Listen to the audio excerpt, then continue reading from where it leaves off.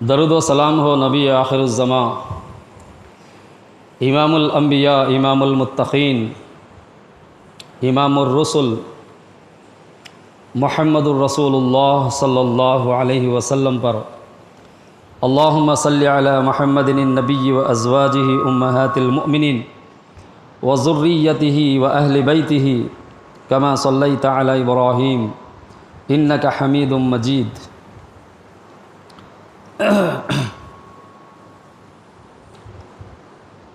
سورہ توبہ میں اللہ رب العالمین ارشاد فرماتا ہے،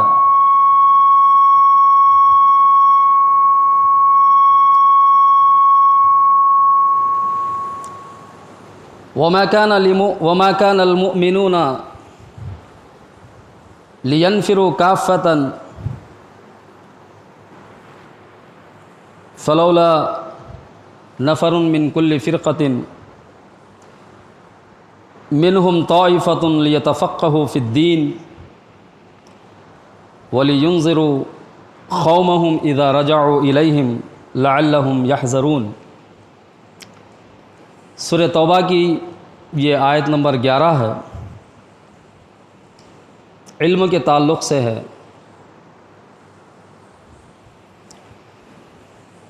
جیسا کہ اس سے پہلے 2 جمعہ قبل یعنی گزشتہ ماہ سپتمبر کی 17 تاریخ کو جو جمعہ آئی تھی، اس میں آپ لوگوں سے خطاب کیا تھا علم کی اہمیت کے تعلق سے، کچھ احادیث اور کچھ آیات قرآن و حدیث کی روشنی میں علم کی فضیلت، علم کی اہمیت یہ بتایا تھا۔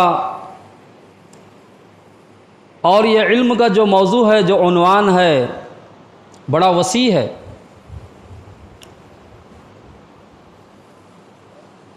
آج اس جمعہ کے خطبے میں بھی علم کے تعلق سے میں کچھ باتیں عرض کروں گا۔ معزز حاضرین اکرام، علم ایک روشنی ہے اور اس کا حاصل کرنا بہت ضروری ہے۔ علم کے بغیر آپ دین اسلام پر عمل نہیں کر سکتے۔ سورہ توبہ کی اس آیت میں اللہ رب العالمین ارشاد فرماتا ہے، وَمَا كَانَ الْمُؤْمِنُونَ لِيَنْفِرُوا كَافَّةً، یعنی مومنین، پورے کے پورے مومنین علم حاصل کرنے کے لیے نہیں جا سکتے۔ یہ ناممکنات میں سے ہے کہ سارے کے سارے لوگ علم دین کے حصول کے لیے چل پڑے، یہ ناممکنات میں سے ہے، کیونکہ زندگی کے اور بھی بہت سارے شعبے ہیں، اور بھی بہت سارے فنون ہیں، اور بھی بہت سارے کام ہیں، ان سب کو لے کر چلنا ہوتا ہے۔ تو پھر اے مومنو، تم ایسا کیوں نہیں کرتے کہ تم میں سے ہر فرقے میں سے کچھ لوگ، ہر گروہ میں سے کچھ لوگ علم دین حاصل کرنے کے لیے چلیں، علم دین حاصل کرنے کے لیے نکلیں اور دین کا علم حاصل کریں، اس میں تفقہ حاصل کریں، سمجھ بوجھ حاصل کریں، اور پھر اپنی قوم کی طرف آئیں اور ان کو ڈرائیں، اللہ اور اس کے رسول کے احکامات بتائیں، شریعت مطہرہ کھول کھول کر سمجھائیں اپنی قوم کو، شاید کہ وہ اللہ تعالیٰ سے ڈرنے لگ جائیں۔ اس آیت میں اللہ رب العالمین خود بیان کر رہا ہے کہ علم دین کے حصول کے لیے ساری کی ساری قوم نہیں نکل سکتی، اس میں سے چند لوگ ہونا چاہیے، کیونکہ وہ قبائل لتعارفوا، اللہ تبارک و تعالیٰ نے مختلف قبائل بنائے ہیں، مختلف زبانیں ہیں۔ اس وقت اتنی زبانیں بولی جاتی ہیں کہ ہم اور آپ ان زبانوں کو آج جانتے بھی نہیں ہیں، سوائے چند زبانوں کے بہت سارے زبانات ہیں، بہت سارے لینگویج ہیں۔ تو مومنین میں کہ ہر گروہ میں سے کچھ لوگ، ہر فرقے میں سے کچھ لوگ جائیں، علم دین حاصل کریں اور اپنی اپنی زبان میں اپنی قوم کو آ کر ڈرائیں۔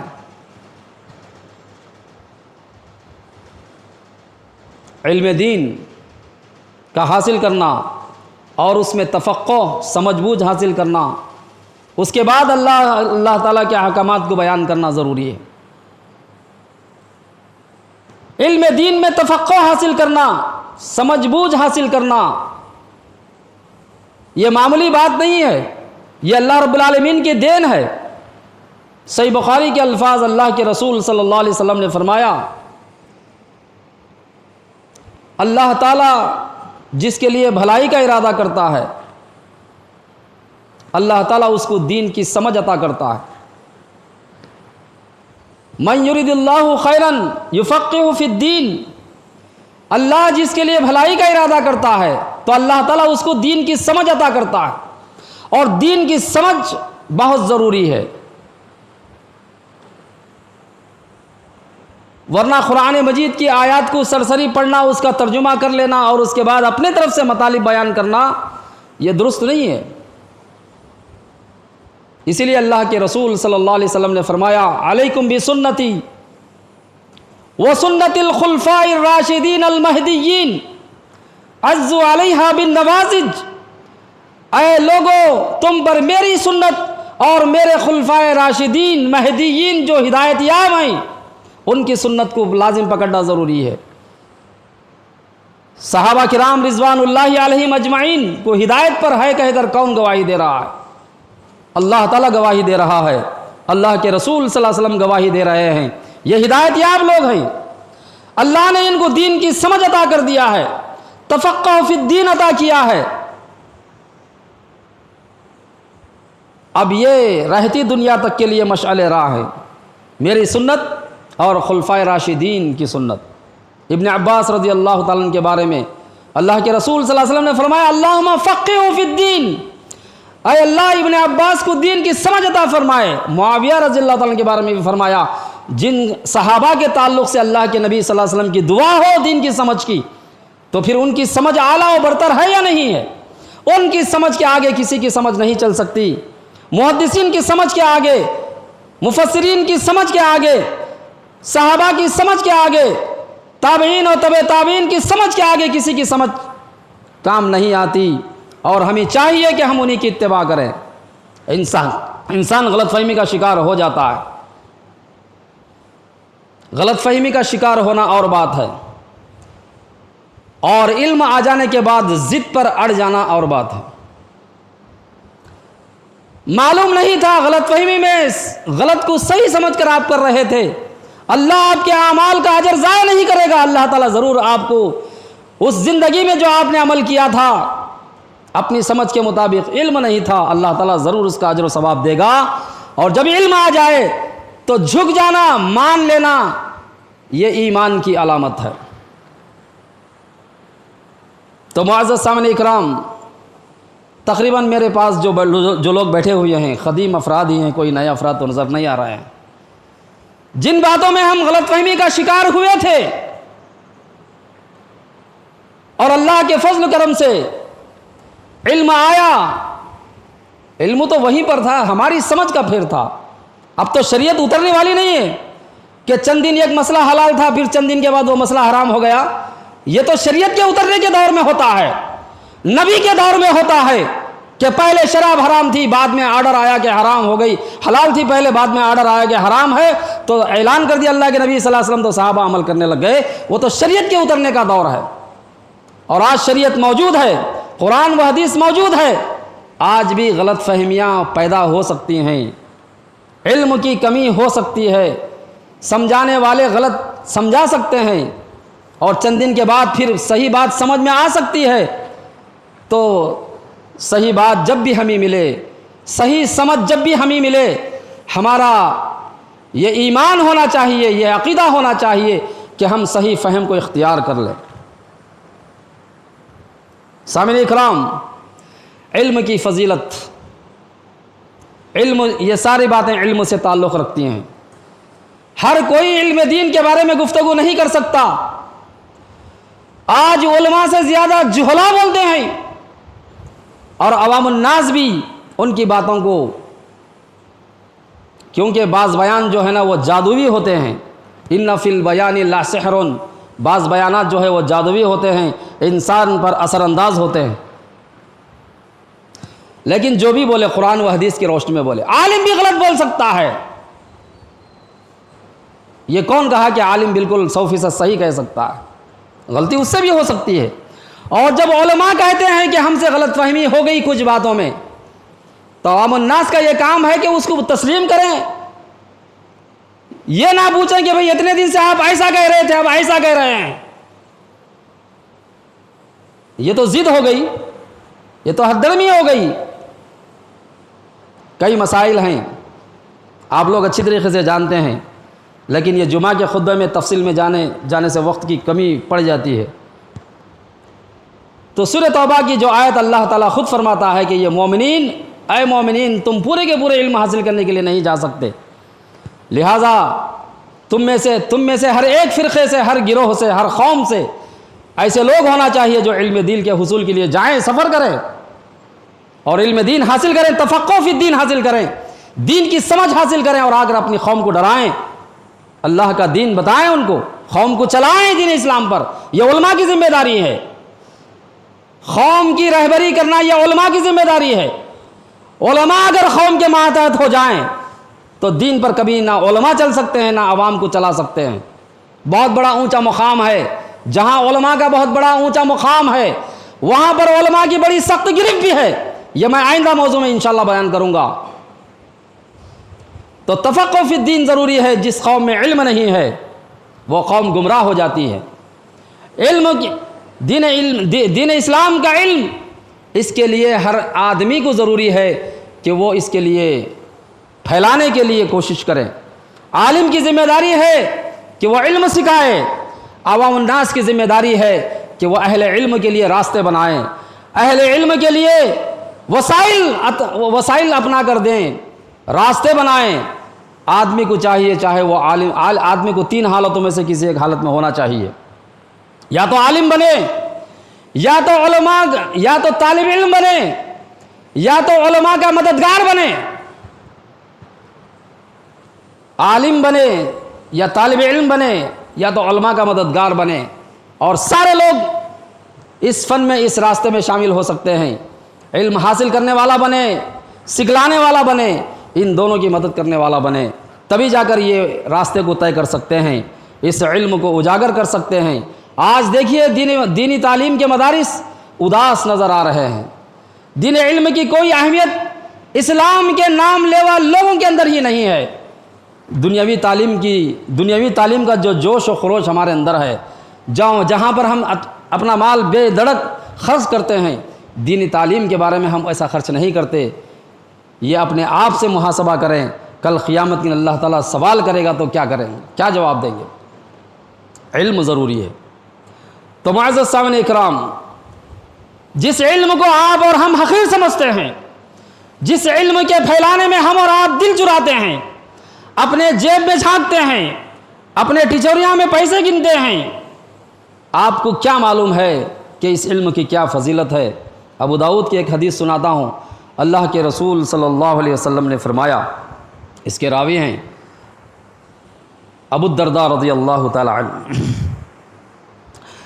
عن کثیر بن قیس رضی اللہ تعالی عنہ، كنت جالسا عند ابی الدرداء رضی اللہ تعالی عنہ فی مسجد دمشق.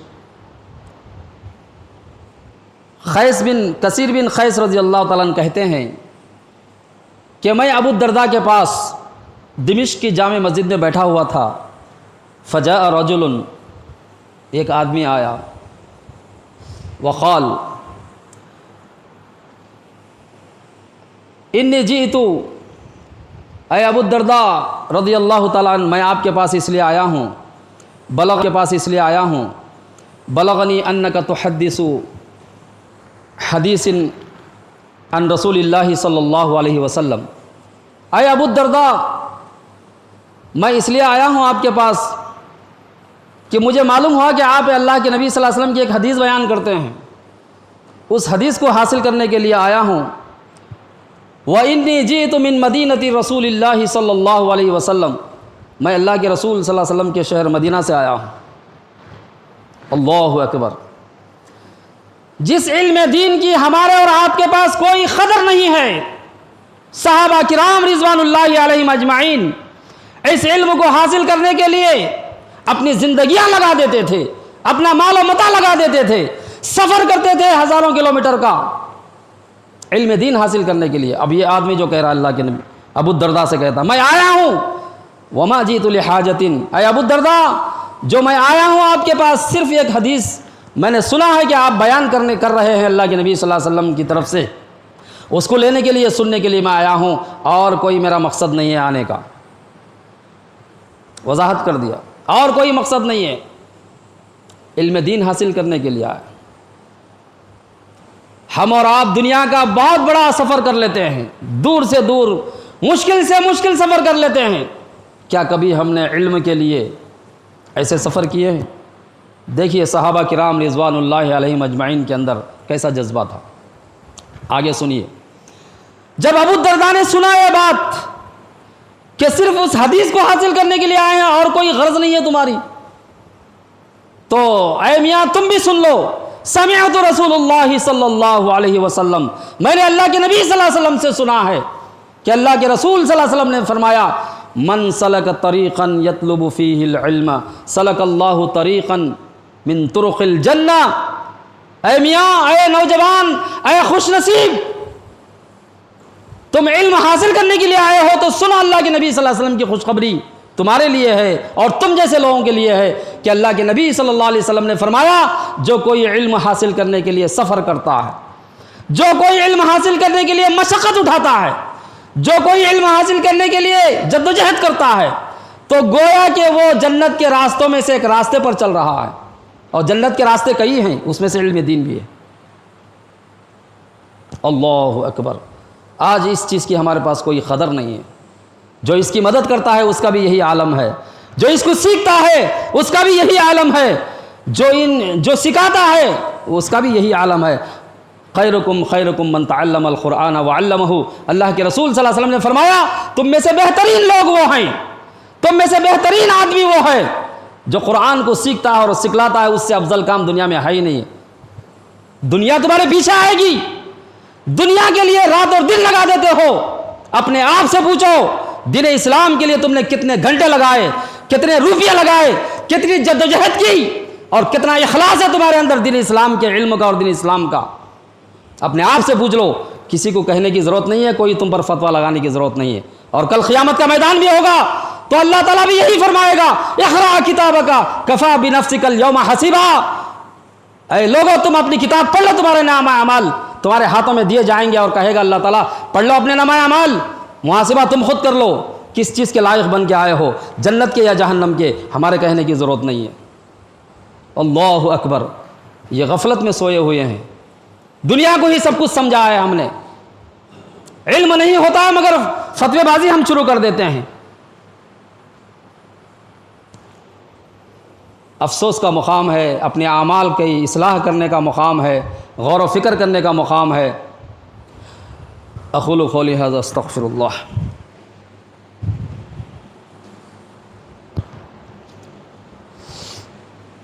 ان الحمد للہ نحمده ونستعینه ونستغفره ونؤمن به ونتوکل علیہ ونعوذ باللہ من شرور انفسنا ومن سیئات اعمالنا من يهده الله فلا مضل له ومن يضلله فلا هادي له واشهد ان لا اله الا الله وحده لا شريك له واشهد ان محمدا عبده ورسوله اما بعد فان خير الحديث كتاب الله وخير الهدي هدي محمد صلى الله عليه وسلم وشر الامور محدثاتها وكل محدثة بدعة وكل بدعة ضلالة وكل ضلالة في النار۔ بغیر علم کے جب فتوے دیے جائیں، بغیر علم کے جب بات کی جاتی ہے علم کے میدان میں، بہت بڑی وعیدیں آئی ہیں اس کے تعلق سے۔ اللہ کے رسول صلی اللہ علیہ وسلم نے فرمایا صحیح مسلم کی حدیث ہے من کذب علی متعمدا فلیتبوأ مقعدہ من النار، جو آدمی مجھ پر جھوٹ باندھے، سن سنائی بات بیان کرتے ہیں، کہیں پڑھ لیا اردو میں دیکھ کر بیان کر دیتے ہیں۔ حدیث بیان کرنے کے لیے یقینی علم ہونا چاہیے، مطلب بیان کرنے کے لیے تفقہ فی الدین ہونا چاہیے۔ محدثین و مفسرین کے شروحات یوں ہی نہیں لکھے گئے۔ امام بخاری رحمۃ اللہ علیہ کتاب بخاری لکھے تو امام بخاری کی کتاب پر کئی مفسرین نے شروحات لکھے. تشریح ضروری ہے، شروحات ضروری ہے، ان سب کو بھی دیکھنا ضروری ہے، ورنہ کیا ہوگا؟ آیت پڑھیں گے، قرآن پڑھیں گے، مطلب کچھ اور بیان کریں گے، ضلوا فاضلوا ہوگا. اور قرآن مجید میں اللہ رب العالمین نے فرمایا یضل بہ کثیرا ویہدی بہ کثیرا وما یضل بہ الا الفاسقین. اس قرآن کے ذریعے بہت سے لوگ گمراہ بھی ہوتے ہیں اور بہت سے لوگ یضل بہ کثیرا ویہدی، اور بہت سے لوگ ہدایت یاب بھی ہو جاتے ہیں. قرآن مجید کے آیات کا غلط مطلب نکالیں گے اور غلط جگہ فٹ کریں گے تو ناحق آپ تکفیری بن جائیں گے. مثال کے طور پر ایک آڈیو کلپ مجھے آئی، اس میں ایک عالم صاحب بیان کر رہے ہیں وَمِنَ النَّاسِ مَن يَعْبُدُ اللَّهَ عَلَى حَرْفٍ، سورہ حج کی آیت ہے یہ. وَمِنَ النَّاسِ مَن يَعْبُدُ اللَّهَ عَلَى حَرْفٍ فَإِذَا أَصَابَتْهُ خَيْرٌ اطْمَأَنَّ بِهِ وَإِذَا أَصَابَتْهُ فِتْنَةٌ انقلب عَلَى وَجْهِهِ خَسِرَ الدُّنْيَا وَالْآخِرَةَ. اب یہ آیت فٹ کر رہے ہیں، کہاں فٹ کر رہے ہیں، کب آیت نازل ہوئی یہ؟ اب آپ دیکھیے علم کا مقام، علم کا اندازہ. جو زبان کو آیا جب ایسا بولیں گے تو پھر کیا ہوگا؟ یعنی لوگوں میں سے بعض لوگ ایسے ہوتے ہیں کہ اس اسلام کے کنارے پر رہ کر زندگی گزارتے ہیں. اگر ان کو بھلائی ملتی ہے، خیر ملتا ہے، فائدہ ملتا ہے تو قائم رہتے ہیں، اور اگر نقصان ملتا ہے، نقصان پہنچتا ہے، تکلیف پہنچتی ہے، انقلب علی وجہہ تو الٹے پیر اسلام سے چلے جاتے ہیں. تو ایسے لوگوں کے بارے میں اللہ نے فرمایا خسرت دنیا والآخرہ، تو ایسے لوگوں نے دنیا بھی برباد کر لی اور آخرت بھی برباد کر لی. ذالک هو الخسران المبین، اور یہ کھلم کھلا نقصان ہے، واضح نقصان ہے. آیت بالکل صحیح ہے، سورہ حج کی آیت ہے، اور ترجمہ آپ نے سنا یہ بھی بالکل صحیح ہے. لیکن یہ کن لوگوں کے بارے میں نازل ہوئی؟ اسلام کا جب شروع دور تھا تو کچھ لوگ اسلام میں داخل ہوتے تھے، اور جب اسلام کی وجہ داخل ہونے کے بعد ان کے کاروبار میں برکت ہوتی تھی، ان کو فائدہ پہنچتا تھا، ان کو امن ملتا تھا، ان کو نفع ملتا تھا، تو اسلام پر قائم رہتے تھے. اور ذرا سی تکلیف آ گئی، مصیبت آ گئی، آزمائش آ گئی تو یہ اسلام کو برا سمجھ کر اسلام چھوڑ کر نکل جاتے تھے، جہاں سے آئے تھے وہیں چلے جاتے تھے.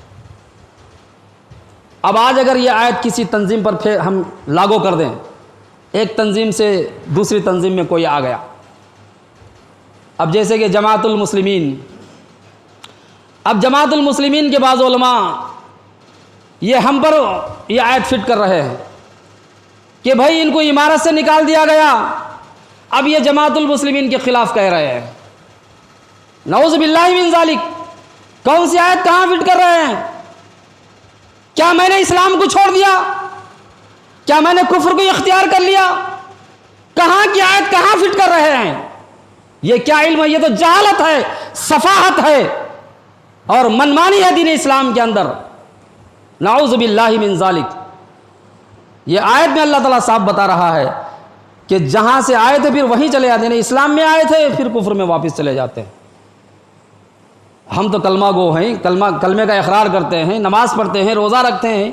اب ایسے لوگوں پر ایک تنظیم سے دوسری تنظیم میں جانے والے کو اگر یہ آیت فٹ کر دیں تو یہ خوارج کی علامت ہے. خوارج ایک فرقہ ہے. خوارج بھی قرآن کریم کی آیتوں کو غلط فٹ کرتے تھے. حضرت علی رضی اللہ تعالیٰ عنہ پر انہوں نے ایک آیت فٹ کر دیا، الا ان الحکم الا للہ، حکم اللہ کا چلتا ہے. اور حضرت علی جو ہے اس آیت کو تسلیم نہیں کرتے ہیں. حاکم دوسروں کو اللہ کے علاوہ دوسروں کو بنا رہے ہیں، لہٰذا علی کافر ہو گئے. نعوذ باللہ من ذالک. ایک فرقہ نکلا خوارج. یہ خوارج کا عمل تھا کہ آیات کو غلط جگہ فٹ کرتے تھے، اہل اسلام پر، اہل کفر کی آیتوں کا اہل اسلام پر فٹ کر دیتے تھے. اور یہ نادان لوگ آج ہم پر بھی فٹ کر رہے ہیں. یہ علم کی کمی ہے، یہ تفقہ فی الدین نہ ہونے کی علامت ہے. اسی لیے اللہ کے رسول صلی اللہ علیہ وسلم نے فرمایا من اراد اللہ بخیر یفقہہ فی الدین. اللہ تعالیٰ جس کے لیے بھلائی کرنے کا ارادہ کرتا ہے اللہ اس کو دین کی سمجھ دے دیتا ہے. اور اللہ رب العالمین صحابہ کرام رضوان اللہ علیہم اجمعین، خلفائے راشدین، ائمہ اور محدثین کو اللہ تعالیٰ نے دین کی سمجھ دیا اور دین اسلام کی تشریحات موجود ہیں۔ آج آدمی نہ سمجھ کر کچھ لوگ غلطیاں کرتے ہیں، کچھ لوگ سمجھ کر بھی اپنی انا کے لیے، اپنے فرقے کو باقی رکھنے کے لیے، اپنی پوزیشن کو بنائے رکھنے کے لیے اور اپنی پارٹی کو مضبوط کرنے کے لیے حقائق کو دبا دیتے ہیں اور معلوم ہونے کے بعد بھی بتاتے نہیں اور ضد اور ہر دن پر اڑ جاتے ہیں۔ تو یہ گمراہی ہے، سری گمراہی ہے۔ جب میں نے سنا، یہ آڈیو کلپ میرے پاس موجود ہے، آئی ہے کہ صاحب یہ اب تک جماعت المسلمین کے بارے میں ایسا کہتے تھے، اب ایسا کہہ رہے ہیں۔ بھائی جب ایسا کہتے تو کیا کہتے تھے اور ایسا کہہ رہے ہیں تو کیا کہہ رہے ہیں؟ دلائل کو دیکھنا چاہیے۔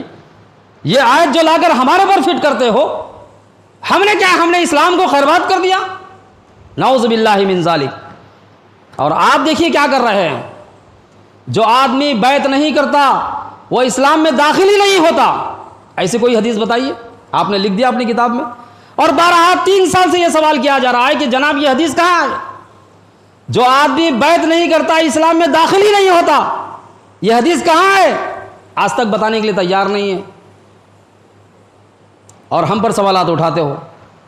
کیا ہم نے جو غلطی کیے ہیں ماضی میں اسی پر ڈٹے رہیں، اصلاح نہ کر لیں؟ جو صحیح ہے وہ صحیح ہے، جو غلط ہے وہ غلط ہے۔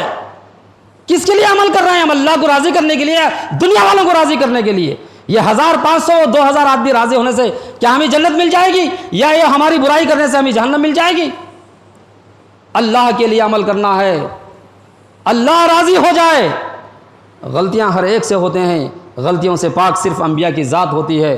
لہذا قرآن و حدیث کے سمجھنے میں کبھی غلط فہمی بھی ہو سکتی ہے، لیکن جب صحیح علم آ جائے، دلائل کی روشنی میں دیکھ کر مان لینا ہی ایمان کی علامت ہے، اور نہ ماننا ہی گمراہی کی علامت ہے۔ موضوع بڑا طویل ہے، انشاءاللہ پھر بقیہ میں کبھی بتاؤں گا۔ اللہ سے دعا کریں کہ اللہ رب العالمین ہم پر حق واضح کر دے، حق کو سمجھنے کی توفیق عطا فرما، اور گمراہی جانتے ہوئے یا نہ جانتے ہوئے اللہ تعالی ہم نے جو کچھ کیا ہے اس کو معاف فرما، اور سابقہ ہمارے اعمال صالحہ کو قبول فرما، اور آئندہ جب بھی ہمارے سامنے حق آ جائے اس کے آگے سر تسلیم خم کرنا، اور اس کو سننے والا اور جاننے والا اور تحقیق کرنے والا ہمیں بنا دے۔ یہ نہ ہو کہ بھئی اب ہم سنتے نہیں تمہاری بات، ہم نہیں سنتے، وہی بیان نہیں سنتے ہم جو پہلے ہم بس اتنا کافی ہے۔ ارے نہیں، یہ تو تحقیق کا دروازہ تم نے بند کر لیا اپنے اوپر، تحقیق کا دروازہ بند کر لیا، ایسا نہیں چلتا۔ آپ کو سننا پڑے گا، بات کرنا پڑے گا۔ غلطی ہے ہماری تو ہماری بھی اصلاح کیجئے۔ جب کیا کہتے تھے، آج کیا ہم غلط کہہ رہے ہیں، بتائیے، بیٹھیے، بات کیجئے۔ نہیں، ہم سننا نہیں، ان کے بیانات سننا نہیں، ان سے بات کرنا نہیں، ان کے واٹس ایپ بند کر دو، ان کا فون بند کر دو، ان کے قریب مت جاؤ، ان سے بات مت کرو۔ یہ کیا ہے بھئی؟ یہ کوئی اصولی بات نہیں ہے، یہ بالکل احمقانہ بات ہے۔ یہ اسی سے تخلیق پیدا ہوتی ہے، اور اسی سے پیری مریدی پیدا ہوتی ہے، اور اسی سے ضلالت و گمراہی پیدا ہوتی ہے۔ اللہ تعالی ہم کو ایسی ضلالت و گمراہی سے بچائے۔ اقول قولی ھذا استغفر اللہ لی وللمسلمین فاستغفروہ انہ هو الغفور الرحیم۔